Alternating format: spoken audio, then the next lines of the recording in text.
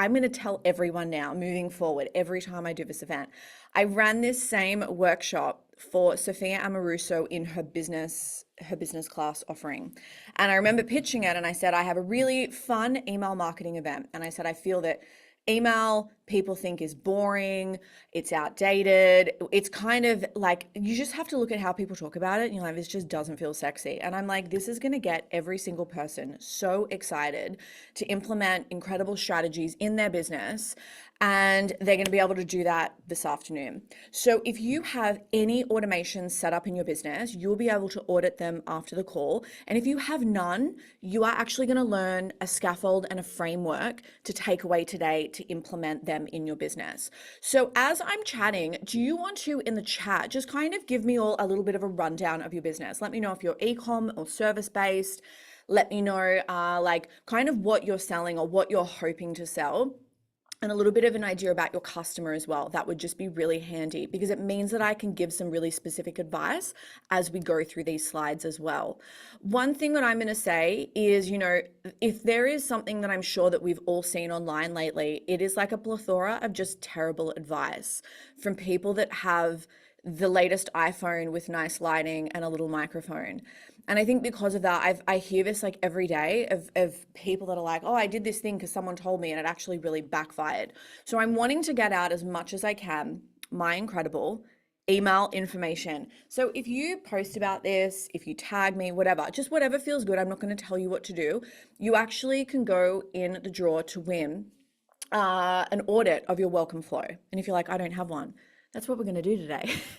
And if you're like, oh, I already got one, you're going to audit it and then I'm going to audit it with you. How I do this, it's on Loom. You get a sexy little half an hour video, usually, depending on how long it is. The caveat is you've got to get something up by 5 p.m. tomorrow and you have to get it to me by the 23rd. So there's a little bit of accountability there. All right. Does anyone feel like that they're in a bit of a situationship with their customers? Like maybe you get an order and then nothing, or maybe they come to you and then nothing again. And it's kind of a little bit hot and cold, or even worse. And I'm seeing this quite a lot. I'm seeing this actually a lot with people online that have built really big audiences. I actually taught this event in person, I think like a month ago, and someone came and she has, I think over 800,000 followers on Instagram, right? 800,000. And she's like, I feel like I just can't sell. Like I'm still really struggling to sell. And I think a lot of the time we think if we just have more people, it's going to make it easier, but it's actually just not the case. And I think that this can feel sometimes like the worst thing to experience because you know that you're good. You have evidence that you're good because people are paying attention, but it's like that there is like a bit of a disconnect in terms of people actually becoming a customer or people becoming like a long-term customer. So, okay, amazing. Oh, beautiful. Service-based. Okay, incredible. Amazing. Okay, service-based. We love this. Product. Yeah, so this could be like if you've got your product photography and stock images, I don't know how offers work, but this could be something where you're like, oh, we've got packages, or I would love people to kind of do like an ongoing thing. And you may find that, Sarah, you've got like one sale and then you're like, oh my God, I feel like we're starting again because then I need to kind of like warm them up to buying again. And that can feel really, really exhausting if you keep doing it. And this is something I've experienced with like my business as well. But there is definitely a system that you can actually do to help this. So, what I want everyone to think about, I don't know who's dating or who has dated. If you have married your high school boyfriend, I'm actually very jealous. I am very single and I feel like I've dated the whole population of Australia. I wouldn't recommend that. But it's so funny that I look back to this guy that I saw once at the taco shop. So I'm originally from Newcastle, and I remember I was standing and they have this it's like almost like a hospitality strip where there's like beautiful little shops and like bars. It's called Derby Street. And we were out the front, like in the front venue of like Five Sawyers, and I had an espresso martini in hand and I had French fries, and I was having the time of my life. And I remember looking across the road, there was a taco shop. I think like the feng shui of the place was very bad because it used to just change what it was like every 3 to 6 months. So it was sushi, then it was taco, then it was something else, then it was something else. There was this really sexy man. And I looked at my friend and I was like, I'm going to date that guy. I did have a couple of drinks into me, but I was really sure about this. And I actually did end up dating that guy. The whole process was easy. He would pick me up, he'd make these hot little playlists that would be themed for what we were doing. Everything was easy. I never kind of had to like guess. And if you have experienced that kind of like love or even friendship, it feels really good because you're kind of just really relaxed in your body and you never second guess anything. And this is compared to the person that is the hot and cold breadcrumber. Now, I have had too many of these in my time where you're not really sure what is happening with the person. And when it is really good, you're not even settled into that because you're waiting for like the bad to come, or there's like an agenda for the good. And you always are just like on your toes, and the whole experience, you can look back and you're looking more at the drama instead of any good parts as well. And when we look at both of these, there is one that is going to stand out that gives you the hotter result. And the thing is, like, you might be like, how does this relate to business? Anytime we have someone that comes into our world, so if they're following us on Instagram, if they're getting on our mailing list, they are basically locking eyes at us across in the taco shop. And then what we ideally want to happen is that really beautiful, hot relationship to come from there. You know, we can look at our customers right now and we can be like, we want to be the taco shop guy. We don't want to be the breadcrumber. And the thing is with email is an example of an amazing relationship with that. And the cool thing is you actually can map out exactly how you want this to look. So for anyone that is kind of having some, I like to call it client fuckery, where you're just like, oh my God, I can't deal with it. Like just stuff where you're like, why did I pick this job? You know, things where people will ask questions, or I've worked with a lot of service-based business owners, and this can be something where they'll just have a client that really goes against their boundaries, or they'll say something and you're like, we literally had this conversation in like your briefing call, you know, and this is a way where we can kind of like take all of that data, all of the things that annoy us, all the things that we wish could happen, and we can really put this into a system that is automated and it's designed for scale, and we can get some really sexy results as well. So I like to say that I'm essentially like a dating coach, but for businesses. I help you get laid and into long-term relationships with your audience. So this is just kind of a couple of the things that you are going to get a benefit from out of the system that I'm going to teach you today. You know, reduce churn, which especially for anyone that has like a membership based model with your stock images, I don't know if that's something you do where it's like a monthly recurring thing. This can even be for like the service based people like the VAs, where you feel like that you may kind of have like a client for a certain period of time and then they just drop off. Ideally, we want to keep them paying us. We want to keep them happy. Of course, if they're a fit, you know, increase profit. That can be because you're doing less ad spend, but it can be if you are currently doing everything in your business that you're actually not doing as much. So you're buying your time back, which I would call increased profit, less customer acquisition costs, especially for people that are doing, you know, paid marketing. If you're paying to go to networking events, or even if you're paying with your time, more sales without the need for you. This is huge. Better customer loyalty, which we all would love, and running your business in a data-driven way. You are going to love today. So we're really quickly just going to go back through my dating profile, aka my business credentials. Because as I said earlier, there is all these people online that are giving advice that have never actually had a real business. I said what I said. I actually started in 2009. My background is health. So most of my qualifications are actually in health. I have a diploma of professional Pilates, and it was based in biomechanical science. I thought it was like the best thing in the world.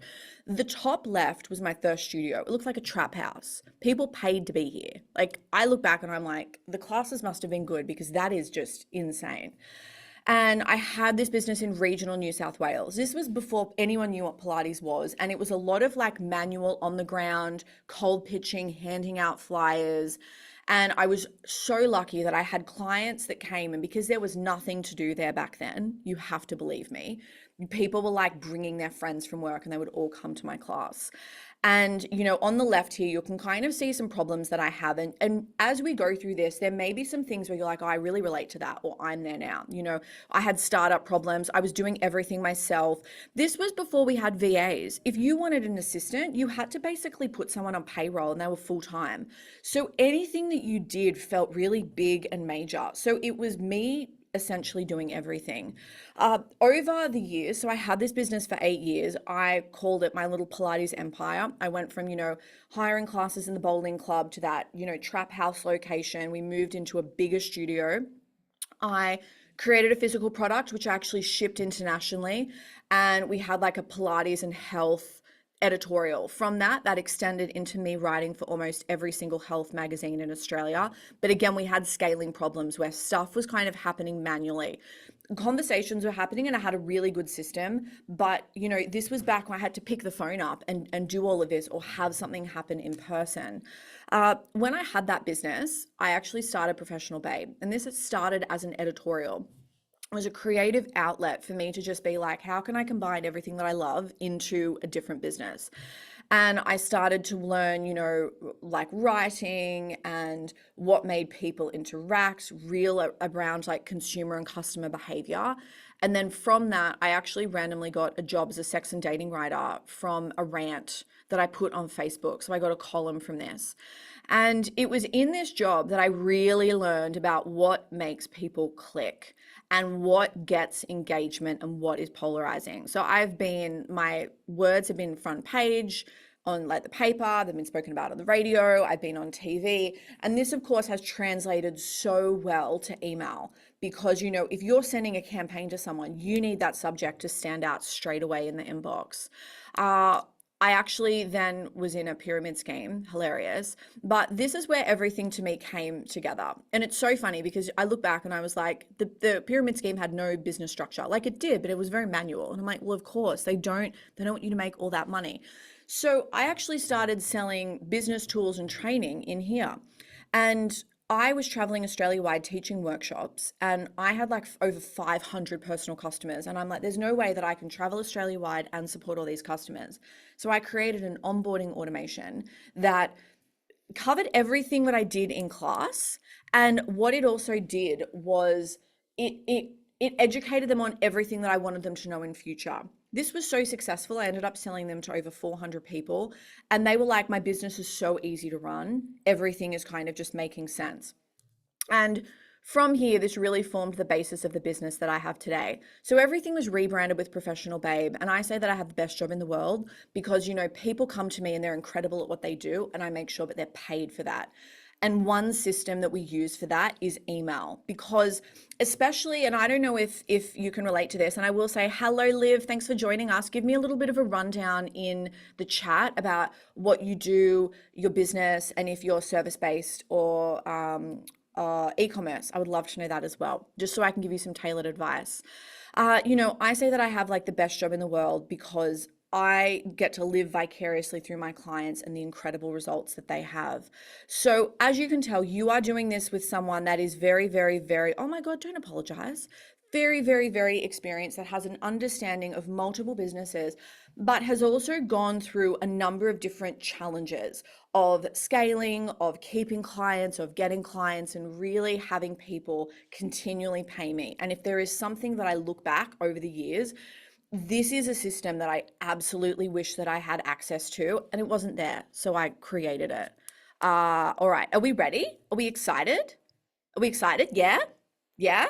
Okay, cool. I see some nodding, and I'm just going to take that as a very enthusiastic yes. Now, I love data because the thing is, it doesn't lie. It's not like I've just woken up and had like a download and I'm like, this feels like a good idea. It's something that's kind of been benchmarked across a number of different businesses. So we have a lot of data in this to support everything that I'm teaching you. One of my favorite bits of information is this: acquiring a new customer is anywhere from 5 to 25 times more expensive than retaining an existing one. I think that we have a fascination online with social media where it's like we always need more people, and more is fantastic if they become a customer and they keep paying us. But where we have a problem is if we feel like that we kind of get a customer and then they drop off and then we assume that we need more. One of the best things that you can do is look at everyone that has paid you money, even if they haven't paid you money for a year, and reactivate them, okay? Because that, like, they've already had an amazing experience with you and they are going to be more likely to pay you. Oh, I know your account. I'm so excited. I also love your Instagram. It is beautiful. Now we can look at it this way. We can't delete the apps. because you need to have people that come into your business. Email is amazing, but if you don't have any way for people to find you, you can have the best emails in the world. They're going to do nothing. I love Instagram. It's one of my favorite platforms. I'm now doing stuff on LinkedIn. I also have my business in a really big co-working space, so I'm continually meeting people every day. Now, we of course need a traffic generating activity to get eyeballs, but what we actually can do is limit kind of how much we're actually doing and make sure that we're putting out really beautiful quality content, and that when people come and find us and they pay us, that we actually can have a system so they keep paying us. I want you to think about everything that we're kind of doing at the moment and how long it's costing you or the time that it's taking. And I'm even seeing this a lot with clients at the moment, where people are really feeling like they have to go off brand because they're like, oh, I feel like that I need to post heaps, or I need to do this heaps, or I need to use this trending audio, whatever it is. And it really feels like off brand for them. Like, can we imagine Tom Ford doing dances on TikTok? You can't. So because of that, I really love clients to just stay on brand. And it's like, how can we create a system so we're actually truly accessing these people and continually selling to them? Now, this is another of my favorite stats. Increasing customer retention by 5% increases profits by 25 to 95%, which is just wild. And this again was from Harvard Business Review. Anytime I have people that are like sole traders that are doing everything themselves, this can kind of be hard sometimes to understand, because you might be like, well, I don't understand how I'm going to make more money. But I want you to just like assign a salary to yourself and everything that you're doing, and imagine that you had to pay someone to do that. You would be really discerning with where that time was spent. So even if you are not physically paying for it, you are physically paying for it with your time. So if we can buy back time, it means that you can work on other things in your business, or potentially even cut down the hours that you are working in your business as well. So both of these things are actually exceptionally simple to solve. And I think that often we overlook this because we're like, this feels too easy. This can't possibly work, but it can. And the incredible thing is, so many businesses don't do this well. They just don't. So you have to do a good job and you will make good money. All right. So for two things, we've got our welcome flow and our onboarding flow. And that is, of course, what we're going to learn today. This has been benchmarked off, I think, about like 128,000 accounts from Klaviyo. This is all in US dollars. So if we have a look to the right here, this is revenue per subscriber, and this is in US dollars. You can see here that anytime you get people into a flow, they are going to spend. And you might look at this and be like, oh, this isn't really a lot. But if we even look at this under the lens of e-commerce, there is a chance that they are going to be like lower cost products. It's going to be very different from service-based, where we may be having clients but spend like 4 or 5 figures with us. Some of these people are spending like maybe $5, $10, $30 at a time, okay? But the data is here that if you get people into a flow, you will make money. Now, what was really interesting for me looking at this is, we've got abandoned cart. So I'll just go over this quickly. Sorry if I'm mansplaining to anyone, but that's when someone puts something in their cart and then they leave and then they're retargeted with an email. This is really effective if you have people on your list. You send them a campaign, they click to your website in the campaign, they go shopping, and then they forget, and then you can retarget them, okay? There's also something called abandoned browsing flow, which is the one which is $1.07. This is where they may not necessarily put things in their cart, but you can actually retarget them based on what they're looking at on your website. So brands that do that, Cook Eye does that. They do that really, really well. And this may be something that you're like, well, I'm not going to do either of those as a service-based business, which is fine. If you work with clients that are e-commerce, they are incredible. I will say though, don't overlook the abandoned cart flow for service-based businesses, because we've actually won quite a few sales with that.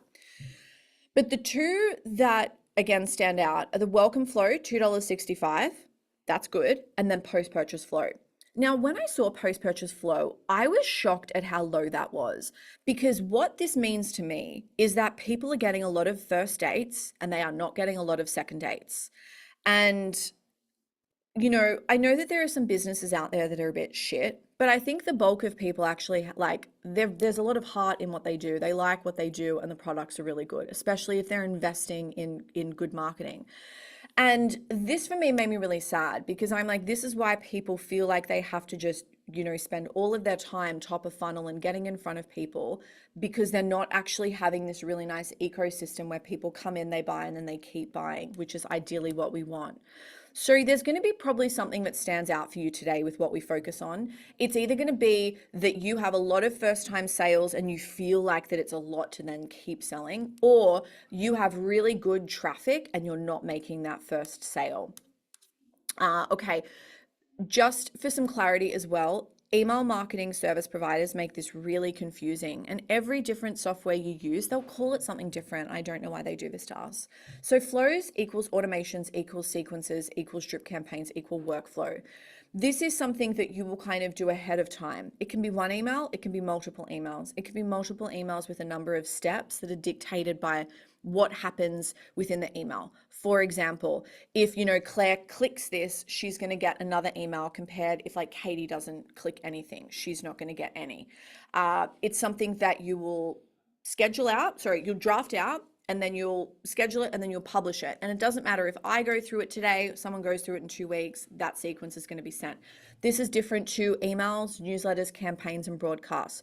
Once this is sent, it's sent. Of course, it can be scheduled. So, I could schedule something to send tomorrow at 10 a.m. But once that's sent, it's sent. It's not going to be sent again. And that's really the two differences. What we're going to cover is the top one. And I really feel that businesses underutilize this. So how do we date to grow steady? How do we really convert our beautiful traffic, our top of funnel traffic, wherever we're showing up, into our first paid customer? This is your welcome flow. Now, big caveat. Your brand and your content are your dating profile. If you do not have an amazing dating profile, no one will want to go out with you. So this is where, again, you need to look at how you are showing up online, how things look. Is this enticing? And I'm not saying that you need to have like a really, really hot brand. You need to have a brand that's on brand for you. And it has to be something where if a stranger, because remember this, strangers will look at your stuff and they have to work out very quickly, do I like this? And if that is not working for you, you can have the best emails in the world. It's going to be very hard to convert because you're going to be having less people come through. So that could be something that you may need to get sorted first. But just pretend that you will have hot brands, and you do. Your welcome series are your first few dates to determine if the subscriber is basically like down to fuck. And what we ideally want to happen is for that to just happen with ease. Like, we want the sale to come through, or we want that person to be like, hey, can we get on a call? Because I'm actually really keen to talk about this. And I think a lot of the time we think that can't happen with high cost stuff. It absolutely can. Most of my sales come through from my email list and people sending back these long replies or just buying. Okay. Now, again, we've covered this. The conversion rate is a 2.32%. This is average as well. The top 10% are a lot higher. So this is benchmarked off people that have no strategy whatsoever. So you're going to do a lot better than this. Now, how do we actually craft a welcome flow? Feel free to take a screenshot or a picture of this, because this is going to be your scaffold for how you're actually going to do everything in the future.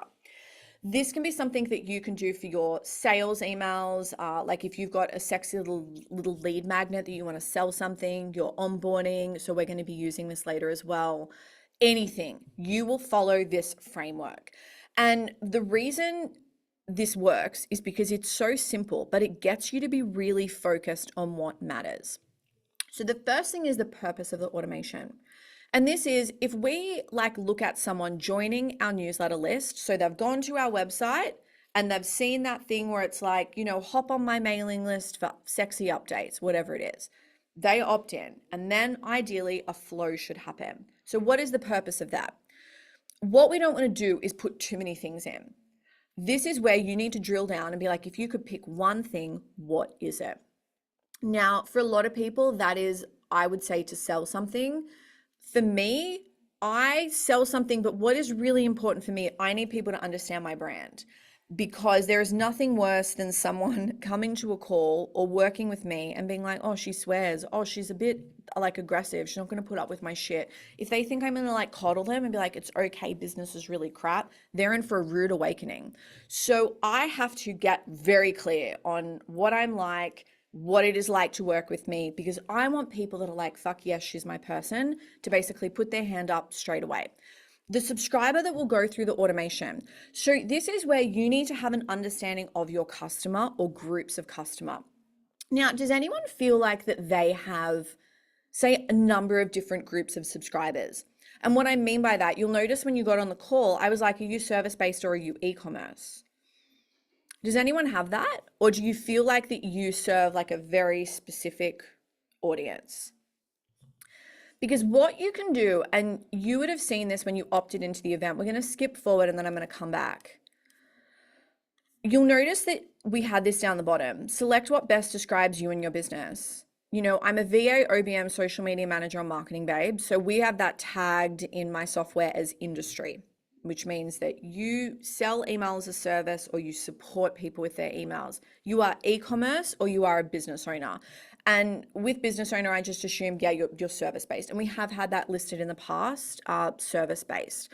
So if you have a few audiences and you are like, it is actually really vital for me to have an understanding of who these people are, that actually ideally should start in the opt-in, okay? That should start here. And we should be collecting that information so that we can do something called segment. So this is the practice of segmentation. Fun fact, it can increase your email revenue by 760%, which is just wild. So if you don't do anything else from today, add this in your, like your forms or anytime you've got an opt-in. It can look a number of different ways. So we can have something like a little checkbox like this, where you can tick as many as you want. You can do a radio button, which is like either or. Like you're asking people a question like, are you, like select what describes you best. I'm a startup or I'm ready to scale in relation to business. So, you know, they're brand new or they're successful and they want to scale. You can also do things where like we've got this here, which is a drop down menu, which is what is most desirable to you right now.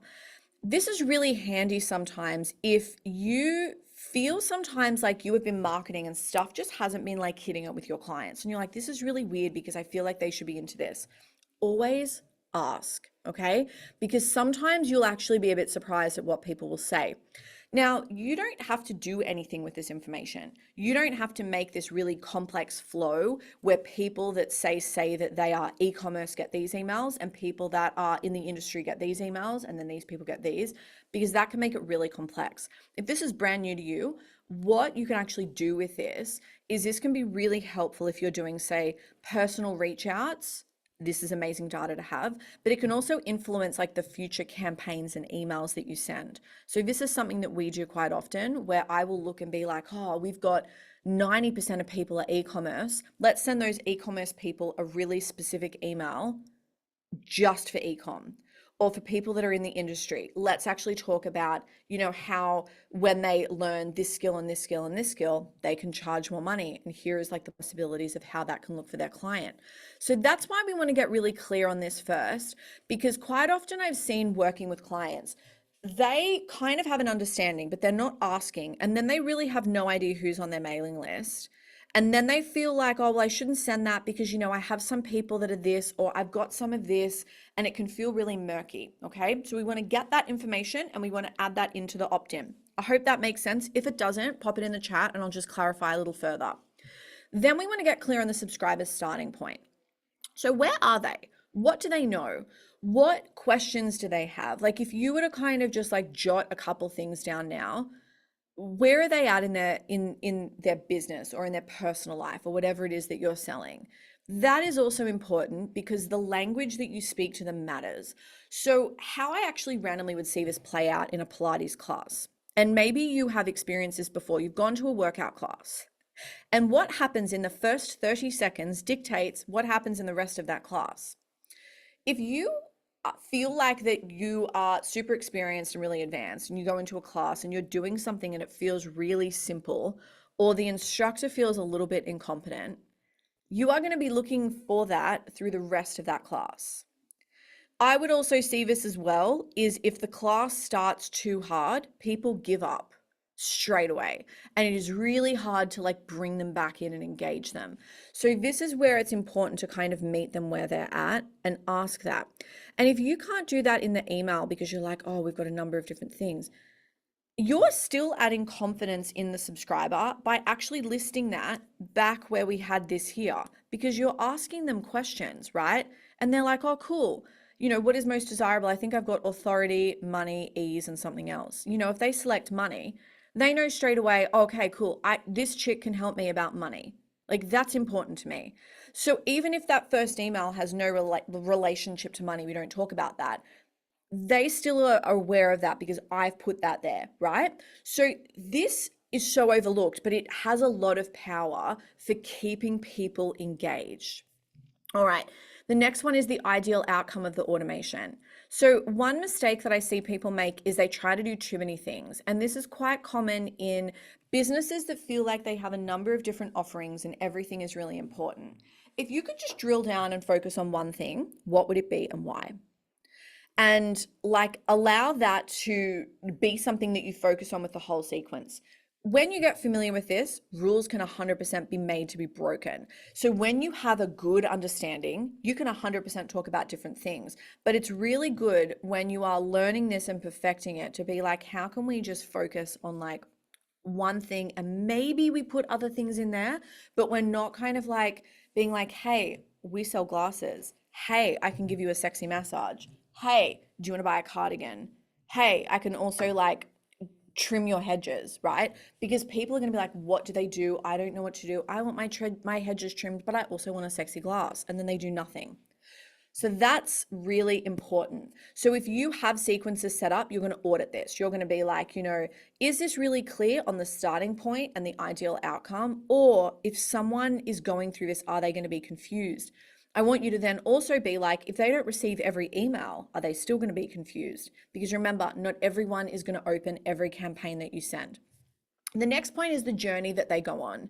We are all selling things in our business. So this is going to be really simple for us to do, because you can think now about everything that a subscriber needs or a customer needs to give you money. All the conversations that you have to have, all the information that they need.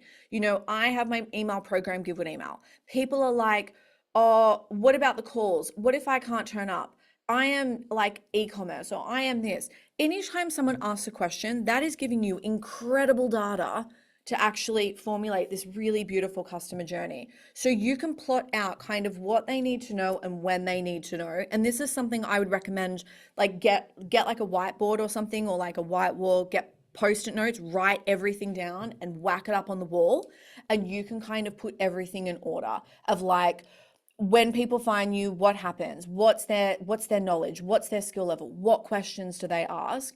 And then kind of just put everything in order and make this like really clear customer journey. All right. The next point is really, it's getting a tiny bit more complex depending on how things happen in your business. So the frequency of your email sends. You have something in email marketing called send up reputation. And this is what happens in the past with all of your other subscribers will dictate what happens in the future. How fun is that? So this is why we never want our list to go cold, because it can really affect the deliverability of our future campaigns. This is where it gets so fun. But it also can do something where inboxes are very smart. And, like inboxes like Gmail, for example. They will learn your email sending behavior and they will flag anything that feels out of the ordinary. So if you email once a month, awesome. They understand you email once a month. You go to email every 3 weeks, yeah, that's fine. Maybe every 2 weeks, that's fine. Maybe once a week, yeah, that's fine. But if you go from once a month and then you send an email every day for 2 weeks, Gmail is going to be like, hang on, this is really suspicious. This is very, very, very suspicious. We're probably going to send this to promotions or maybe spam, because we want to keep our client safe. So this is where you need to consider this, because what your welcome flow is incredible at doing, it's actually setting the expectation for the relationship for the inbox. So if you are someone that launches or you want to email quite a bit, this is where the frequency of your email sends. You may need to send an email every 2 days in this welcome flow, or every, say, 3 days, whatever. On the flip side of that, you may be like, you know what? No, I want to email them once a week because I send 3 incredible campaigns a week. Even if they're a new subscriber, they're going to get a lot out of these emails. and I don't want to overwhelm them, but I don't want to make sure that they're getting like 7 emails in a week. So there's a little bit to consider here, and it really is considered based on the outcome and also what your email habits look like moving forward. So make a note that anytime you change your email behavior, so maybe you're currently emailing your list every 2 weeks, and then in 6 months' time, you're like, I'm obsessed with email. We now email twice a week. Just go back and audit your flows and make sure that, like with new subscribers, that kind of makes sense and that they're not going to either be overwhelmed, get too many campaigns, or too little. All right. So that's something to consider. This also is really important if you're sending out like sales emails. Like if this was maybe your welcome flow is actually a sales automation that you want to sell a product that you've got, or like what is it, like a course, and it's a limited time, and you need people to kind of be ready to buy by December 1st. Then you need to consider how long this is sent over. So people are going to get all those emails, so they are warmed up, they're ready, their wallet's out, and they are salivating and they're waiting to purchase. So that's another thing to consider. Then we have the rough content. I have incredible news for every single person here. You just get to reuse stuff you've already done. Yes. So I believe that your welcome flow should be created from validated content. And that means content that you've put out there that is already done really, really well. You've got a little acronym here, TAVO. This stands for trust, authority, value, and offerings. So what we want to look at with this is when we look at your welcome flow, it should build trust. It should show that you are an authority, or that people like can come to you because you are great at what you do. It gives value. And then most importantly, it says how they can pay you money by you telling them about your offerings. And when we look at the flow as a whole, I should be able to look at that and be like, this builds trust, amazing for authority, amazing value, cool for offers. And this isn't to say that every email is like an offer email, a trust email, or an authority email. Sometimes you can get that whole TAVO thing happening in one campaign, but we should be able to zoom out, and I should be able to see this happening in the whole flow. So what you can do post this call is like write down on a piece of paper, or stick with the post-it notes, be like trust, authority, value, and offers. And then I want you to go through where you are putting out like good content. Like maybe you're like, I go hard on LinkedIn. I love my LinkedIn. Or maybe it's Instagram, wherever it is. Or maybe you're already sending amazing emails and you've got data there.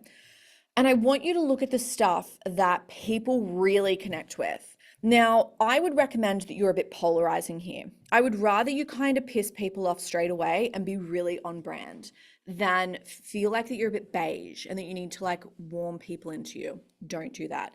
Because the thing is, everyone is beige. No one loves that. No one remembers a bland snack. They remember the fucking awesome thing that they put in their mouth. So this is where we want to be like, what is so me that people are going to just connect with this straight away? It's kind of like in dating. You want to bring the crazy early on. And I want you to just go through, set a timer for like 30 minutes and look for all of this content. And then what you're going to do with that, you are going to fashion that into your wonderful little welcome flow or your workflow. And that is going to be the clone of you. You think about it, you've already put this content out already. And that is going to be nurturing the subscribers for their first purchase, which ideally is dictated by this point here, the ideal outcome, where they buy something or they book a call, or maybe they come along to like a webinar like this, whatever it is. And they should be so familiar with you and your brand and how you do things that they are like, yes, I'm obsessed with this person. The next point is what is complementary to your automation. So this could be if you've got a booking link, a call link, anything that you're like, for them to do the outcome, they need to do this thing. Just write that down. The reason we want to do this, I have a lot of clients that have ADHD, and if I get them to think about doing a type form, they stop doing this and then they go into type form and then they end up somehow in Canva and then they're redoing their website and then they forgot what they were doing in the first place. So if that's you, this is where writing it down is really helpful, because you kind of have like a bit of a to-do list on everything that happens, and then you just work through and you kind of don't get off track. And then the last thing is add whatever makes your business easy to run. This is really important if you feel like you continually have conversations or you waver in things. So, if you are really familiar with my work, one thing that I'm huge on is boundaries and standards. Like, you will have a different life if you have incredible high standards and you have amazing boundaries. Now, if this is new for you, or as you are raising them, this can sometimes feel really uncomfortable to continually say this. So, what is amazing is with these emails, you need to get yourself in an incredible state where you are feeling on top of the world. So for me, this is when I'm like ovulating and I'm like, my hair is incredible. I'm in a great mood. Everything is amazing. The sun is out. I go and I craft my campaigns or I craft stuff when I'm feeling incredible because I only need to do that once. So this is amazing for you if you feel like that you sometimes struggle to have conversations or it can feel a bit uncomfortable. You can put that in here. You know, when we get to the onboarding section, which is the same scaffold, this can be something as simple as if you feel with your clients like, you know, you have uncomfortable things where they're just harassing you at like all hours of the night, or they expect you to work on weekends, and then you have to have an uncomfortable conversation. You can have like an email that just sets boundaries. And it's like, for us to have the sexiest relationship possible, I want to talk about what I expect of you and what you can expect of me. This is an email I send out to all clients that I work with privately. You know, and I never have client fuckery ever because I truly believe that we set the tone early on. And for me, if someone is like, oh, I don't like this, guess what? I would refund their money and be like, we're not a fit to work together. And I would rather that happen at the start than 3 months down the track where it's just kind of blown up and then I feel terrible. So if stuff like that is happening in your business, this is where email can come in and kind of solve that and support that. So we've spent a little bit of time going through this because this is going to be your scaffold moving forward for any automation. So take a screenshot of this, as I said, and when we look at the rough content, you know, when we do your onboarding, we don't have Tavo, we just kind of will timeline things that will happen. But this is very important for your welcome flow. So what this looks like in like a practical sense, someone will opt into your list and they can opt in on like a pop-up on your website, a little inline banner. So if you are on their website, you'll see like a spot for you to put their details in. You can put them in and keep scrolling. Maybe like a full page form, whatever it is. When they get added, when they put their details in the back end, you would set this up so they get added to a segment. So you would be able to look at your email software and be like, oh, okay, cool. You know, Liv is in this segment, so she has an interest in email marketing because she's downloaded the planner. And then what would happen is then they get added into a workflow. So an email is automatically sent. And we have all experienced this. And ideally, every business should have this. And an email ideally should be sent straight away. People now want stuff instant. So if you have the first email to be sent the next day, I would probably have that if you can to be sent instantaneously. Now, I also had this question come up a lot. How long should a workflow be for your welcome flow? There is no right or wrong answer. It is just what is on brand for your business. And I know that this is so highly annoying because I think sometimes we just want to be told so we can go and do it. I've had a client that has done an email a week for a year. He had a 52-week welcome flow. And it was amazing for him. He locked himself in a room and did it in 2 days. If I told some clients that I wanted them to write a 52-week workflow, that would take them 7 years. So this also depends on how you like to work as well. The good news is you're going to be repurposing content, so this is going to be simple.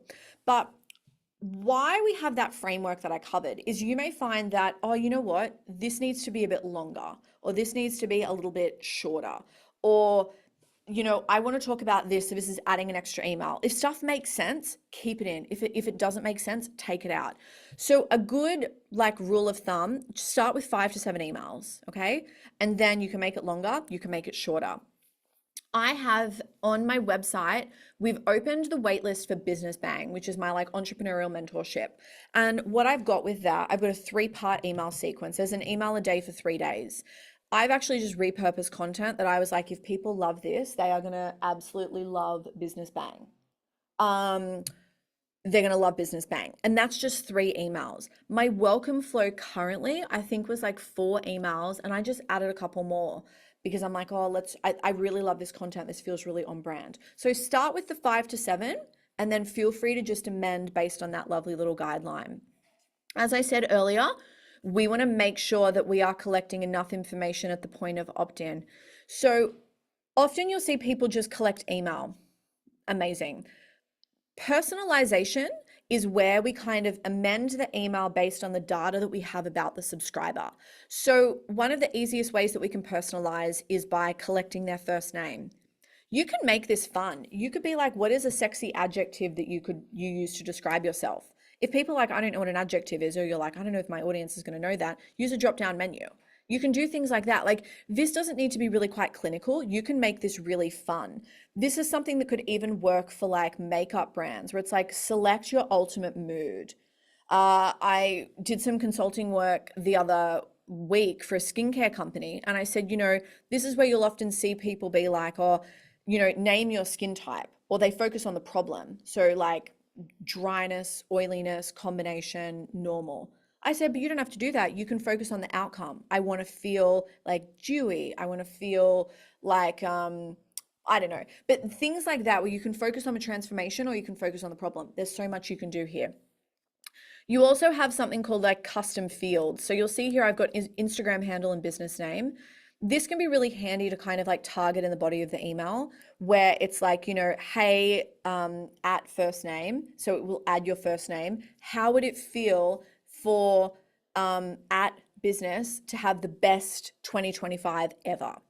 And that can be really helpful again at engaging people and bringing them in. You don't have to do too much, but I would just get enough information that you can really kind of create some personalization in these campaigns. Again, this is another way that it can look. We can have like a little drop down menu here. And please, please, please just do something, because it makes it really simple, especially when you go to send a campaign. And if you're feeling confused, it's easy for you to kind of like look at the data, look at who's actually on your list, look at the information that you've got, and then craft a campaign that really speaks to these people. So it's good for jogging your memory. Now, we've covered a lot of this already, but what should we do and what should we do? We want to bring the crazy. We want to be our authentic self.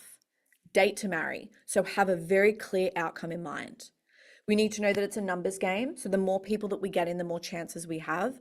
I like to think in batches of 50. So we want to imagine 50 people come in before we kind of audit anything. If you don't have 50 people come in, we don't have enough to kind of make any changes and see if it's successful or not. We want to keep the pace because inboxes and people love consistency, and we have to know what gets people off. So this is back to that segmentation piece. We have to have enough information about our subscribers. So what shouldn't we do? Don't ghost. Do not ghost them. We never want people to join our list and then we don't send anything. Because what happens is when we send something, people are like, oh my God, this person's added me to their list. I never opted in. And then they mark us as spam. We don't want that. We don't want to be all over the place and sell too many offers. We want to have a really clear outcome. Don't flop it out, no immediate hard sells. So we don't want a copy and paste of your sales page to be that first email. You 100% can sell. I sell in the first email. It's just done in a way that's not too aggressive. It's just a soft call to action, which is perfect for the people that are ready to buy, but it also just plants the seed for people that aren't, so they know what offers I have. We don't want to have one move, so we want to show our range, which is why we have that TAVO acronym. Again, trust, authority, value, and offerings. And then assume that everyone loves it all. So different strokes for different folks. And this is back to that segmentation piece. So just get enough information so you can give a really beautiful experience for people. Now, I'm going to keep moving on because I'm just really conscious of time.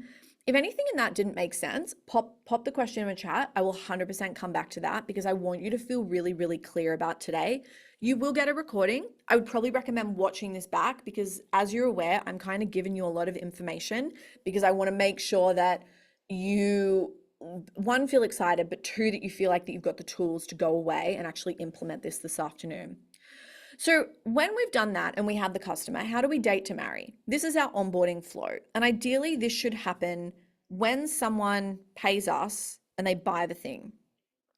Give yourself some grace because if you sell a lot of different offers or services, there's kind of a lot that you have to do. I have some offers that have one email as the onboarding email, and I haven't built anything out majorly. That's okay. So don't feel that you need to kind of do everything by the end of the week. Just give yourself some time to get this done. But why this is important is business is exhausting if we feel like that we're continually having to sell and be on. Ideally, we want to do the work and we want to take a step back. And that when we take a step back, our business doesn't take a step back as well. So we want to make sure that we have systems that are continually driving us forward and driving these sales forward. So a good onboarding automation should ideally do that. It onboards our customer on what they've just purchased and potentially any expectations, and then what they also need to buy next, or how they can keep paying us. This is where amazing profit happens, because we actually can get off the lead generation train. Maybe we cut down on our ad spend, or maybe we cut down on how often we need to be online.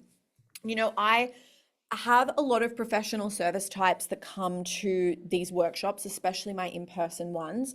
And I have a lot of people who are like, well, this doesn't apply to us because we're once-off sales. So I've had like a lot of mortgage brokers and real estate agents come, and they're like, yeah, people could buy a second property, but most people don't, or it could be like years down the track. So what you can do here is ask yourself, how can I leverage this more to get more customers? Because anytime that you are getting a referral from someone that they trust, that is probably going to convert. It's like, you think about it this way. If someone is telling you that there's an amazing restaurant, you're going to be more likely to try it because you trust your friend. So what you can think about here is, what can we do in this automation to kind of get people to sell for us? So that's something that you can think about as well. This was really interesting because you can see here on the left, really high open rates. These people are engaged. They're your customer. They've just spent money in your business, but the order rate is really, really low. And this, I think, is an incredible place to play, because no one considers onboarding. They just don't. Off topic, I bought a sofa. I've probably sat on every sofa in Melbourne. And it was really interesting reading the Google reviews, the amount of people that were like, for some places, oh, the sales experience was amazing, but then when there was a problem with my order, I couldn't get support. No one would let me know. And this happens all the time. People are so public with what happens once they've paid their money. And it's really interesting to me that a lot of businesses just forget about that, because happy customers keep spending money and happy customers tell their friends. So don't overlook this, because this to me was shocking. And I think for a lot of you, this can be a lot higher. Same automation scaffold. How simple is this? So I'm going to go through how I actually did this for when I was in the pyramid scheme, network marketing with doTERRA, and how this works so well.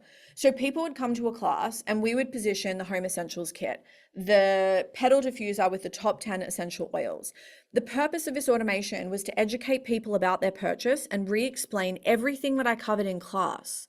I'm not reinventing the wheel. I'm just giving people the same information, just in written form. The subscriber going through it, they have just purchased their home essentials kit. Their starting point. They've come to a class. They have some form of education. They're excited, but they're not like an aromatherapist. They probably are going to forget everything that I've taught them. The ideal outcome: 1, they use their oils. 2, they set up their LRP, so they buy their next product. The journey that they need to go on, basically the journey that we take them on in class. But another thing to think about is, they're going to need to get their products. They're going to need to learn how to log in. They're going to need to know all of this other stuff, so they don't come to me, they don't ring me and say, how do I log in? How do I do this? Or they don't freak out that someone's stolen their products. The frequency of email sends is important, especially for e-commerce. Is we don't want to send an email on day 2 being like, you should have gotten your oils by now, because guess what's going to happen? They're going to freak the fuck out and they're going to ring me up being like, my product's been stolen. So if you need to kind of have time for people to familiarize themselves with something, allow that to be considered in the flow. So this could be something where we've got one set up for Give Good Email, but I would never use the language where people would buy it and then imagine if I sent an email the next day and it's like, by now you should have done your business audit. because there are going to be some people that haven't even logged in and they're going to be freaking out thinking that they're already behind. So language matters and how you position things really matters. Think about all the clients that you have and then be like, okay, cool. Think about one client going through, which is your best student who does everything, and then someone that's always running behind, and then try to find like a middle ground with that. Then we look at the rough content that needs to be included. Timeline everything out. Someone pays money. Write down what actually happens up the top and then write down underneath what you wish happened. Okay? So be realistic and then write down everything you wish happened. And you can be really like crazy here and be like, I just wish that they would then go and spend $10,000 the next day. You can do that. Just write that down, because then that's going to form, of course, the basis of this automation. Again, what's complementary? What do they need to know? So with doTERRA, they needed to know how they could log into their account and if they had problems. Anything with shipping, I couldn't do that. They had to ring head office. Anything with their account, that was really easy for them to log in. Anything that made my business easier to run. The amount of times that I had people be like, I don't know how to log in. Where's my customer number?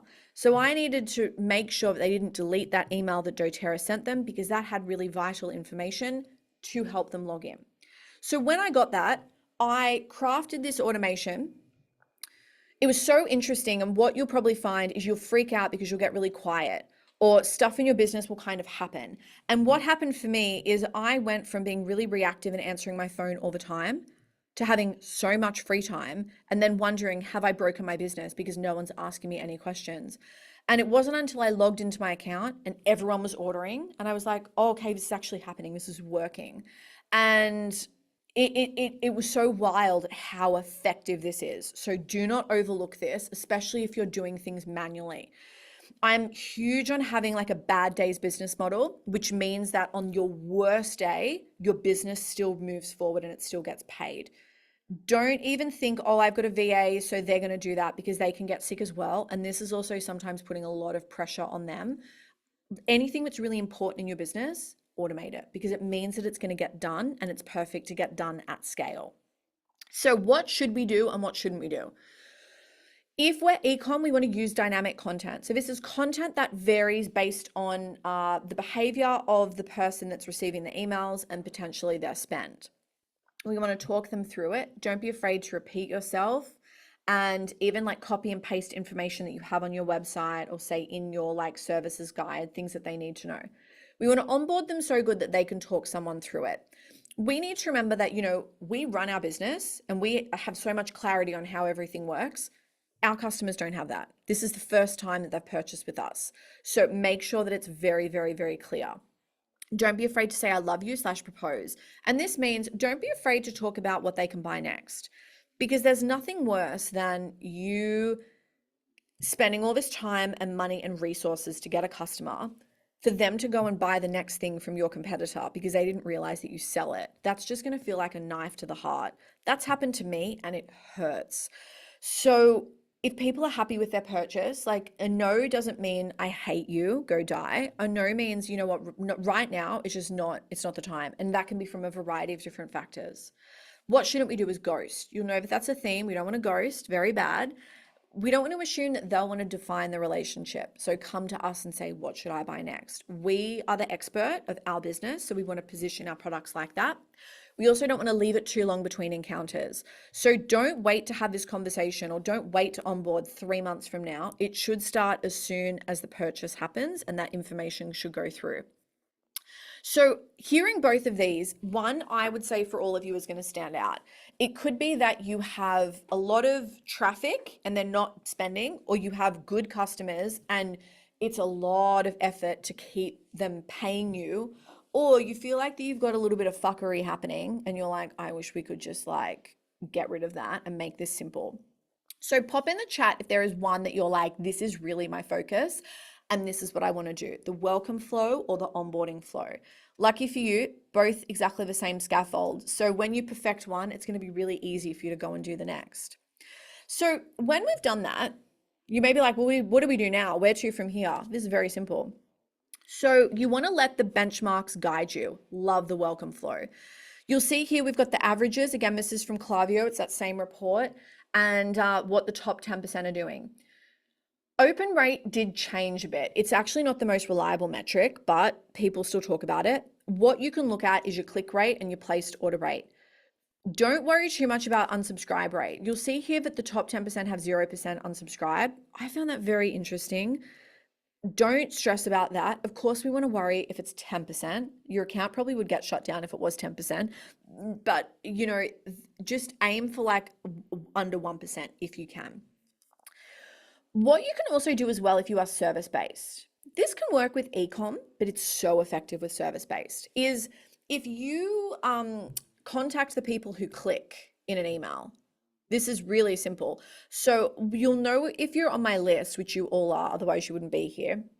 But if you've been on there for a while, I never put the price of anything in an email. I put the price on the sales page because I want you to click through to go to the sales page. I don't want you to make your decision in the email. I want to see who's actually in that decision-making mode. So because of that, I leave information out. Then I have higher click rate, and then I can either send those people an email or I can reach out. This is an exact email that I sent, and this person wrote back, and she was trying to send her boss the sales page. She was very confused. And I said, don't send your boss the sales page. I will send you a proposal.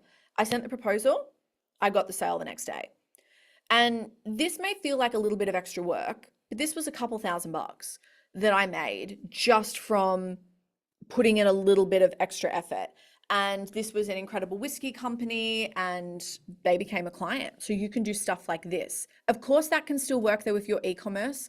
It can, I think, if you're more of maybe like a personal brand or you have like a human element of that, that can be really helpful.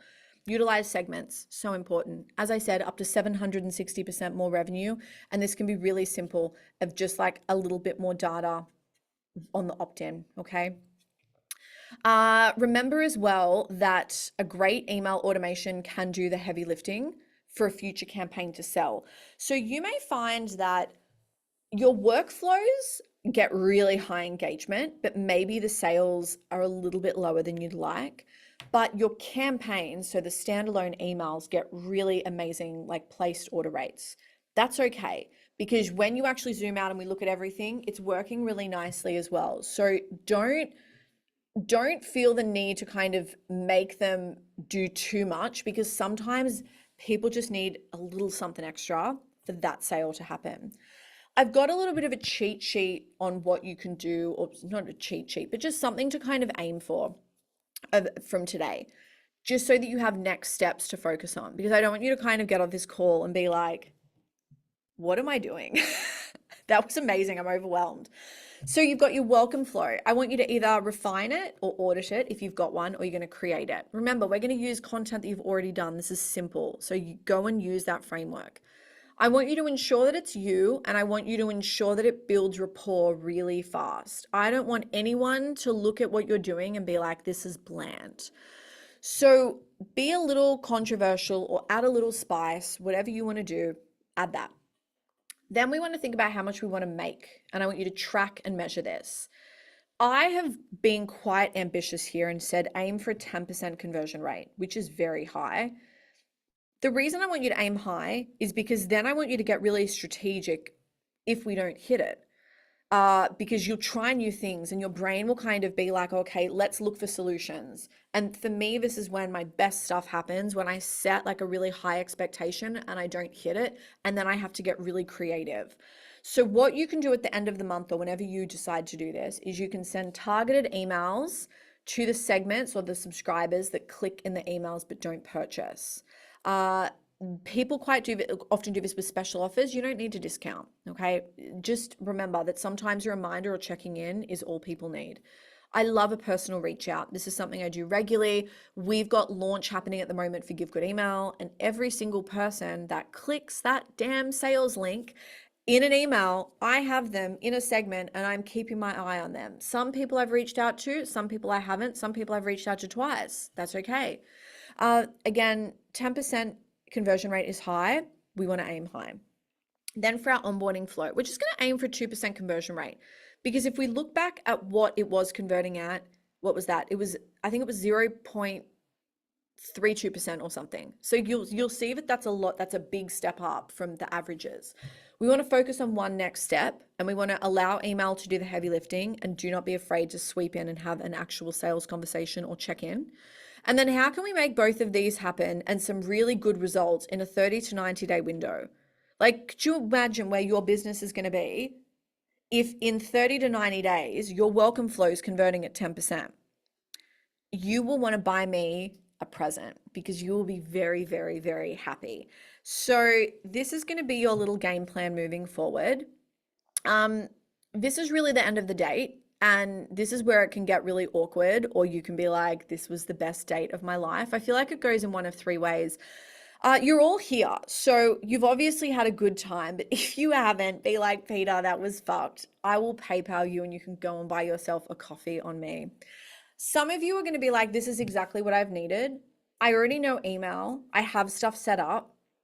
I felt like I needed a little bit of sexy inspiration, and this call was perfect for that. But there are going to be a couple of you that are like, I'm keen on you. I love you. I love your energy. This feels good and it feels achievable and it feels like something that I can implement in my business, which in that case, I do have an email program, Give Good Email. It is the best email program on the planet. I love it. This is my best work. If I were to drop dead tomorrow, I would be so grateful that I got this out into the world. We have a little promo at the moment. It is a little bit longer. We don't normally start them this early, but when the Sophia Amoruso workshop came in, I was like, let's just go from there. And what the promo is if you use the code GiddyUp, you get 15% off. It works out about $4.95 if you pay in full, and I think like $5.20 on a payment plan. You do get a 30-minute one-to-one with me if you pay in full as well, and that is valid until November 6th. We also have this. Liv, I don't think that you caught this, but if you post about me or anything that I've done today or the event, whatever, I'm not going to put words into your mouth, whatever feels like really good. And you do that by 5 o'clock tomorrow, you go in the draw to win an audit of your welcome flow. So there's also some accountability to kind of get this done. And I need that to me by the 23rd. So thank you so much for coming and making our date so, so hot. Before we wrap up, do we have any questions? I've got the meeting room for 20 more minutes before they're going to kick me out. So I'm happy to answer as many as you want, even if it's related to email, but not something that we covered. I have a question. Go for it.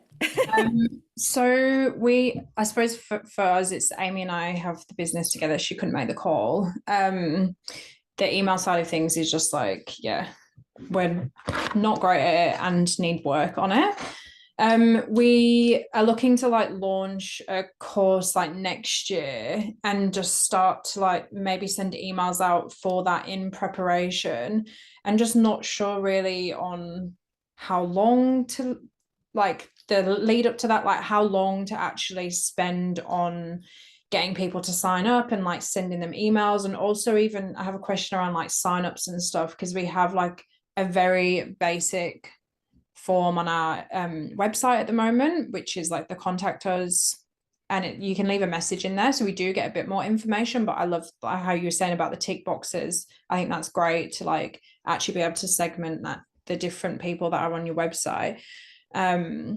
Yeah, just like the best way to start getting people to sign up, and yeah, giving them more information to that. Like, don't want to overkill it by doing it for too long. But yeah. Okay, great questions. So this would be like you would have a wait list flow set up. Yeah. So this would be a wait list. It's so funny. There's an amazing episode of Diary of a CEO with a guy called Daniel Priestley, and I was listening to this, and he was like, "Wait lists are amazing." I almost fell off my chair. I was like, "Yes, email is amazing. Thank you for saying that." And he really sings the power of an amazing wait list. So you could really start. When did you say you're going to launch it next year? Yeah, 2025, just not sure. Maybe Feb? Oh, amazing. So I would start it now. Start now. Start Okay. now. The thing is, there is so much scope that you can do. And what is really incredible is you can, like, ideally, what we want to happen with this wait list is when cart is open, people are ready to buy. We don't want the sales process to start and us still be on. Ideally, what we want to happen is for people to already know, already make their mind up, they've already found the money and they've purchased. You can also do things as well like pre-sale. Yeah. So, like things where, and this is something that I quite often do with my clients in Business Bang. We will look at the profitability and the viability of offers, and we work out what is their break even person and what is their profit person.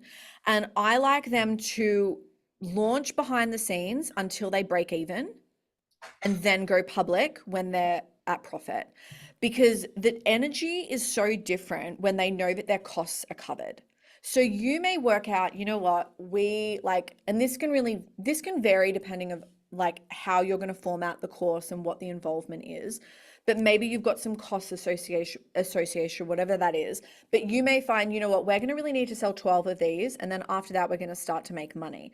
So what the waitlist is really awesome to do is get those 12 sales behind the scenes. Yeah, And I then like, that's also really good for marketing as well, because you can be like, oh my God, we've already had 12 people in. No one yeah, needs to know that they purchased like a month earlier. Like that's okay. But what you can do as well is, especially if you're in like the phase of building and there's some stuff that you're like a bit uncertain about. Maybe it's the language, or maybe it's like, oh, are they going to need this? Where are they at? Like, what are their goals? You can actually get the wait list involved and like do some incredible market research. What's also really good too is you're trialing out your launch with the wait list. And if people are not opting into a wait list, that is a sign that it's going to be a harder launch, because there's something with the marketing and the messaging that's just like not hitting it. So what I would do with this, and there can be a number of different ways to do it, which I think why it's overwhelming, because it's not like go do this, then go do this, yeah, is what we've done for Business Bang is I've got like a three-part series, and I really want people to read it and like look at their problems and identify with everything that they're reading, knowing that I can really help them with that. But I also want them to be hyper aware that I can't stand working with victims. And if you don't want to change your business, I fucking don't want yeah, to work with you. yeah, So this could be you working out who is the client and what do they need. It could be something where you're like you, me, us. And then after that, you've just got some random little campaigns that go out that tease like behind the scenes, that really like position what they're about to buy, that talk about like what they're going to get from it. This is where there's something called like the four customer archetypes. You'll see like, and this is really like marketing sales psychology. There's so many different people that have like a different take on it. What I teach is that we have the detached. They're people that are really desire driven. These can be annoying at times because you know that you have the most amazing cookie for them to bite into, and they're like, no, I don't want that. I don't need that. And then they get on Instagram and they're literally complaining about the thing that you can help them with. And you're like, why is there a disconnect? So it's really good to kind of like get these people first. They buy in on the vision. They love like a tangible outcome. And it's really important for them that they know that you understand where they're going and what this looks like. These people also are really good at like aspirational marketing as well. Like they see something and they're like, oh my God, I need that. I didn't even know that was possible. I'm obsessed. I love this. Then you have the cynics. We're getting more and more cynics at the moment because people have just like worked with people that they're like, I've had a bad experience, or this person doesn't know what they're talking about, or they have a really professional website and holy shit, how am I their first client? This is overwhelming. So this is where you can talk about projects you've done. You can share about like your creative process. You can share about like case studies with clients. Anything that is going to help like authority build in that sense is going to be really good. Then you have the warrior. These are people that are very problem aware. So this is stuff I hear all the time in Give Good Email. I'm terrible with self-paced courses. What if I can't make a call? What if I get behind? What if I have a question? Anytime like that you have lots of people throwing information at you, or like blocks of why they can't move forward, welcome it, because what you can start to do is like speak to all of those things in the email. And this is something randomly I've started doing in my podcast. I know a lot of my ideal customer listens to my podcast. So if they're like, oh, I'm just like struggling with this, I will put a sneaky podcast episode out ahead of a launch, knowing that I'm solving a problem. So this is mm, not going to come up in a launch. So what you can also brainstorm here is, what do we think are all the blocks that are going to happen that prevent someone from buying this? And then put that in the emails that they get to the wait list, or start to kind of like talk about things then and there. Yeah. And then the last one is the dawdler. So they are people, it's really interesting because I used to see these people as people that were just a bit disorganized and forgetful. Now I see them as they are just hyper life present, and they are present in what is happening right now. And even something happening this afternoon feels like a lifetime away. So they need continual reminders, because this is where they're so immersed in what they're doing, they just forget about everything else. So if you are doing like a time sensitive launch where it's open for 2 weeks, or maybe you've got a special offer, they need to know, and you've got to kind of like be on them. This also can manifest as well with these people where they're like, oh, I'll do that later. I don't really need to do that now. Like 2025 is so far away. Why do I need to opt into a wait list? Like, Yeah. you'll hear that as well. So you can kind of brainstorm, okay, cool. How can we kind of get them to pay attention and opt in right now? And it could be something where they get something for opting in, like whatever it is, but something will kind of stand out. So Yeah. that's what I would do there. Is that helpful? Super helpful. Thank Okay, you. perfect. What was your second question? Did I have a second one? Yeah, it was something about a technical setup. Oh yeah, about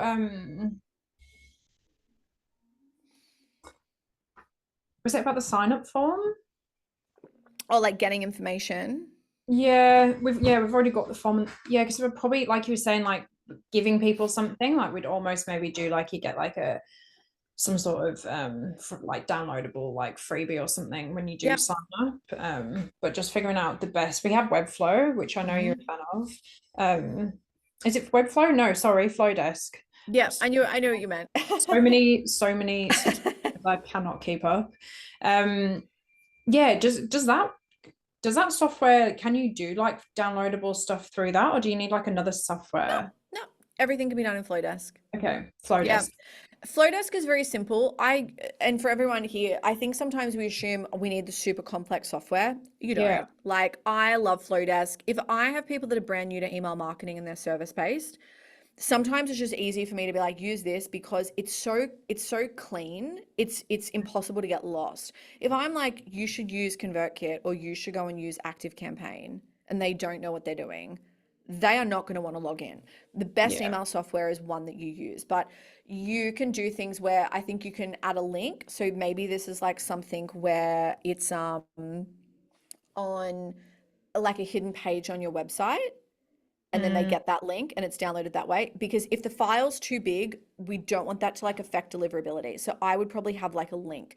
So you'll notice when I email you the replay, I have everything in Notion. So everything that you'll get is like linked in Notion, and it's a Notion link. yeah. So you could use something like that. I've had people use Google Drive, but I think if you can kind of hide the page on your website and hide it off like offline, Mm, sorry, off the internet, that would be really helpful. okay. Yeah. Thank you. That's okay. Flowdesk versus Squarespace. You know what? I've had a client that was using Squarespace Mail, and she made so much money. I remember we were logging in and I was like, oh, it's a bit simple, but it just really worked, because the thing is, everything for her was together. She's since migrated randomly to Flowdesk. And I was going to say to her, I wonder why you migrated, because like, she actually had really good success with Squarespace Mail. And also, she doesn't work in her business every day. She only works in her business 2 days a week. And I was like, I would just want this to be a bit easier for you. When you get an assistant, we can migrate. But for now, ease is super important. So if you're using Squarespace Mail and you really need to have a couple things. You've got to be able to segment in any way. And maybe this can be done with like groups, list, tags, segments. Any software will kind of have that. And then automation. And it should ideally have good deliverability. Most of the top software does. It's only if there's some random software where someone's like, I paid $20 for this lifetime access, and then there's no support. I get a bit funny with. So I would say, if it's working for you and you have access to those features, go for it. When we would want to migrate is if there's a deliverability problem, or if when you add features, the cost of the software goes up. So, for example, HubSpot have two plans. One of them is like $30 a month, and then the next plan up is like $1,200 a month. And I wish I was joking. Like it's some obscene, it's actually obscene. So I was working with a company in here and they're like, "Oh, maybe we just pay for 1,200 a month." And I was like, "I'm going to have an aneurysm if you pay that. I think we just migrate and pay $300 a month for this other software." And we ended up migrating them because I'm like, you don't pay that. Like that would stress me out. If they had a database of 100,000, pay it. They didn't. They had like under 5 grand, and I'm like, this is stressing me. So that's one reason that we would migrate. What I'll actually do, I've got like a little cheat sheet on email marketing software. When I actually email you all the replay, I'll put that in there just so you can kind of check as well. But yeah, Squarespace mail is fine. Perfect. Beautiful. Claire, do you have any questions, lovely?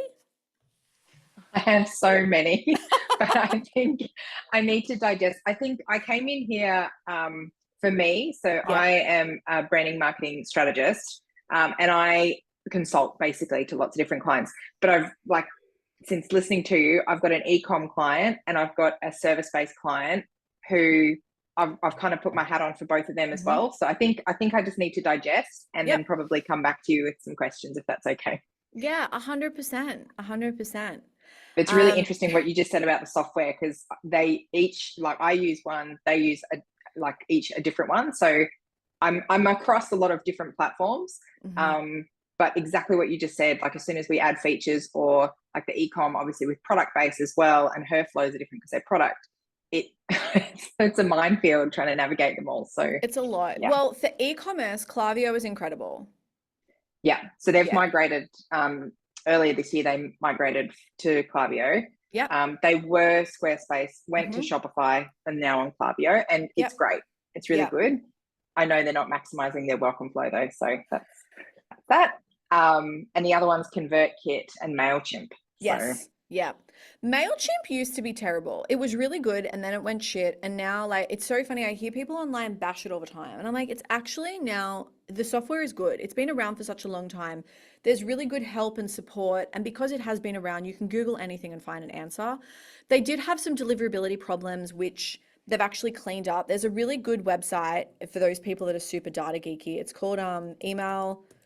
Oh my gosh, I can't even spell. Email tool tester. This is the problem when you have really long nails. Like, I struggle to type. They do a quarterly test of deliverability of the top ESPs. If you hate data, you don't even look at it. You'll be like, what does this woman do for fun? But it's really interesting at how the deliverability changes. So like MailChimp had a point where a lot of their emails were going to promotions, where now it's like surpassed a lot of the other ones. So this is where business gets fun, because nothing is ever constant. Like we're always going to have to change and adapt. But you know, I hear a lot of people say MailChimp is terrible. The only thing that you need to be aware of with MailChimp and your clients and anyone who uses it is you basically have to pay for subscribers that are unsubscribed. So you need to archive those people or delete them. And this has been a problem where clients have realized that they're paying $100 as extra a month for people that they can't even market to because of how MailChimp has set this up, which is really, it's a bit scammy, because it's like, well, if they don't have an understanding, they're not going to know to do that. Yeah. Okay, perfect. Well, let's wrap it up here. If there are any questions at all, please find me on Instagram at Professional Babe. I'm more than happy to answer them. I will get this uploaded and you'll get an email. What time is it? You'll probably get an email from me about like 2 or 3. I'll put the replay. I will also explain the little giveaway that we're doing, the Give Good Email promo. I hope some of you join us. And what else did I say? The cheat sheet on choosing your software as well. Feel free to reply back to any questions, or as I said, find me on Instagram. Thank you so much for spending your Thursday morning with me. I have loved this. As I said, I'm such an extrovert, so I'm going to go through my whole day just feeding off everything that we've done as well. All right. Bye, everyone. I'll see you later. Thanks, Peter. Thank you. Bye.